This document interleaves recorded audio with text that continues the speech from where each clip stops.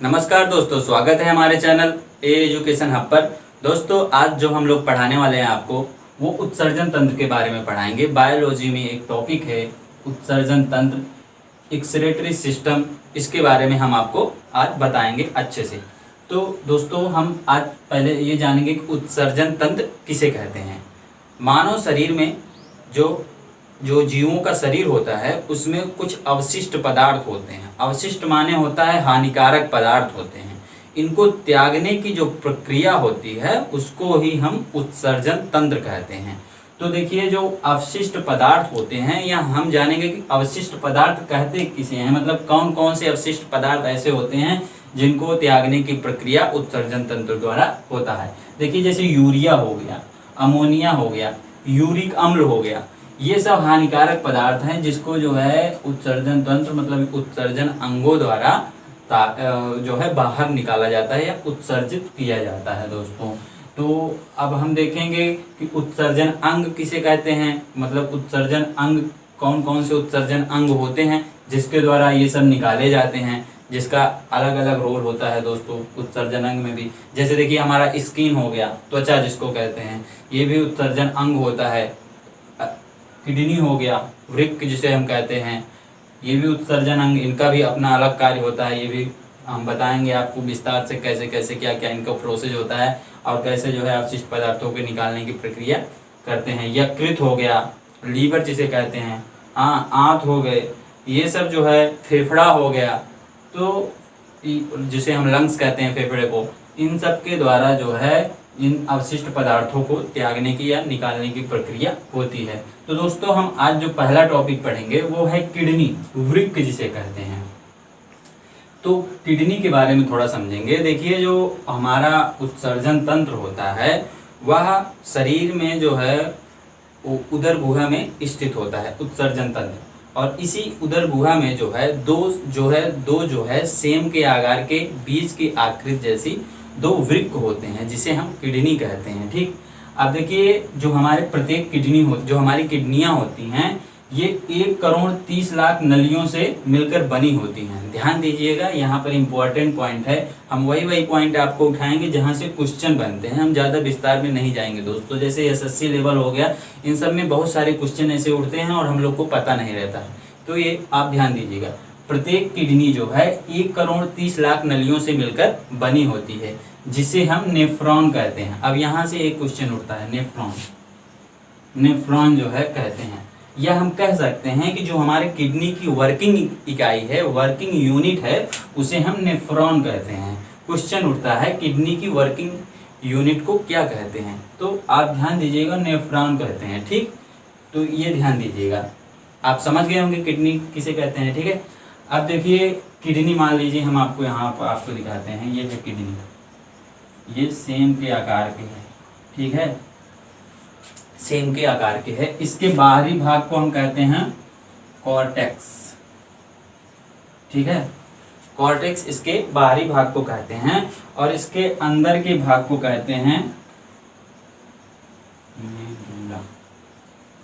ठीक है, तो ये आप दो चीजें ध्यान दीजिएगा, बाहरी भाग को कहते हैं कॉर्टेक्स और अंदर के भाग को कहते हैं, भीतरी भाग को कहते हैं मॉड्यूला। और इसी के जो ऊपर होता है वो होता है एड्रिनल ग्रंथि होती है। ठीक है, एड्रिनल ग्रंथि होती है जो रक्त के चाप को नियंत्रित करता है। ये बात आप ध्यान दीजिएगा, ये हमारे विषय में नहीं था लेकिन आप ध्यान दीजिएगा, इसी किडनी के ऊपर एड्रिनल ग्रंथि होती है जो रक्त के चाप को नियंत्रित करने का कार्य करता है। तो आप ये किडनी समझ गए होंगे। अब हम इसके जो है कार्य के बारे में देखते हैं कि ये कार्य क्या करता है किडनी। ठीक है, तो किडनी क्या करता है, रक्त के प्लाज्मा को छानकर, हमारा जो ब्लड होता है उसके जो प्लाज्मा होते हैं उसको छानकर शुद्ध करने का कार्य किडनी करता है। अब हम यहाँ समझेंगे कि रक्त का प्लाज्मा को छानकर, तो रक्त को थोड़ा, प्लाज्मा को हम अच्छे से समझेंगे। देखिए, जो हमारा ब्लड है वो दो प्रकार के इकाइयों से मिलकर बना होता है। मतलब इसके दो पार्ट होते हैं, सॉरी इकाइयां नहीं कह सकते, इसके जो ब्लड होते हैं उसके दो पार्ट होते हैं। एक होते हैं सेल्स और एक होता है प्लाज्मा। मतलब दो पार्ट से मिलकर बना होता है, एक प्लाज्मा वाला पार्ट होता है और एक सेल्स जिसे हम कोशिका वाला पार्ट बोलते हैं। तो जो ब्लड होता है इसमें प्लाज्मा 55% पाए जाते हैं और 45% जो है कोशिका पाई जाती है। तो दोस्तों ये क्या करता है, और जो प्लाज्मा होता है ये तरल रूप में पाया जाता है, ब्लड में तरल रूप में रहता है। तो किडनी क्या करता है, रक्त जो प्लाज्मा होता है इसको छान कर शुद्ध करता है, मतलब ब्लड को शुद्ध करने की प्रक्रिया किडनी द्वारा होती है। और हम ये भी देखिए क्वेश्चन उठता है, ब्लड को शुद्ध करने की प्रक्रिया को क्या कहते हैं, ध्यान दीजिएगा, डायलिसिस कहते हैं। डायलिसिस यहाँ क्वेश्चन उठता है, एसएससी में कई बार ये क्वेश्चन उठ चुका है कि ब्लड को शुद्ध करने की प्रक्रिया को, ब्लड के शुद्धिकरण की प्रक्रिया को क्या कहते हैं, डायलिसिस कहते हैं। तो यहाँ पर ध्यान दीजिएगा। तो ये हो गया। और इसके बाद दूसरा पॉइंट देखेंगे, रक्त में अनावश्यक पदार्थों को फिल्टर करके कुछ पानी के साथ यूरिन फॉर्म में शरीर से बाहर निकालता है। हमारे जो ब्लड होता है इसमें जो अनावश्यक अवशिष्ट पदार्थ होते हैं उनको जो है ये किडनी क्या करता है, फिल्टर करता है। मैंने बताया आपको शुद्ध करने का कार्य करता है। फिल्टर करके पानी की सहायता से पानी के साथ जो है यूरिन फॉर्म में शरीर से बाहर कर देता है। क्या कौन करता है, किडनी करता है। अब देखेंगे कि ये जो अनावश्यक पदार्थ होते हैं, ये जैसे जो यूरिन होता है, यूरिन फॉर्म में मैंने आपको बताया, इसमें देखेंगे कौन कौन से पदार्थ कितने कितने परसेंट जो है बाहर आते हैं यूरिन फॉर्म में। देखिए पानी हो गया 95% निकलता है यूरिन फॉर्म में, और यूरिया हो गया 2.7%, अमोनिया हो गया 2%, और ये लवण हो गया 0.3%। ये क्या है, जैसे हम बाथरूम करते हैं तो ये मूत्र मार्ग से जो है ये यूरिन फॉर्म में ये डाटा जो है बाहर निकलता है, यह हम कह सकते हैं। तो देखिए यहाँ पर एक क्वेश्चन और उठता है दोस्तों, जो यूरिन होता है इसका जो रंग होता है हल्का पीला होता है। ये कैसे होता है, ये किस कारण होता है हल्का पीला, एक होता है यूरोक्रोम, जिसके कारण क्वेश्चन उठता है यूरिन का रंग हल्का पीला होता है, किस पदार्थ के कारण होता है। आप ध्यान देंगे यूरोक्रोम के कारण यूरिन का जो रंग होता है वो हल्का पीला होता है। वैसे भी देखिए जब कोई बाथरूम करता है तो जो मूत्र होता है तो उसका रंग जो है हल्का पीला रहेगा। तो ये किस कारण होता है, यूरोक्रोम के कारण होता है। और जो यूरिन का पीएच मान होता है, ये भी ध्यान दीजिएगा, यहाँ भी क्वेश्चन उठता है। एक एक चीज अच्छे से हम लोग पढ़ेंगे। यूरिन का पीएच मान होता है 6 होता है, ठीक। और एक चीज यहाँ पर और ध्यान देंगे, जो हमारा किडनी होता है इसमें पथरी बनती है, ठीक, पथरी होता है, तो उस पथरी को ही हम कहते हैं कैल्शियम ऑक्सीलेट। किडनी में पथरी पाया जाता है और उस पथरी को क्या कहा जाता है, कैल्शियम ऑक्सीलेट, ठीक है। तो ये रहा जो है किडनी के बारे में।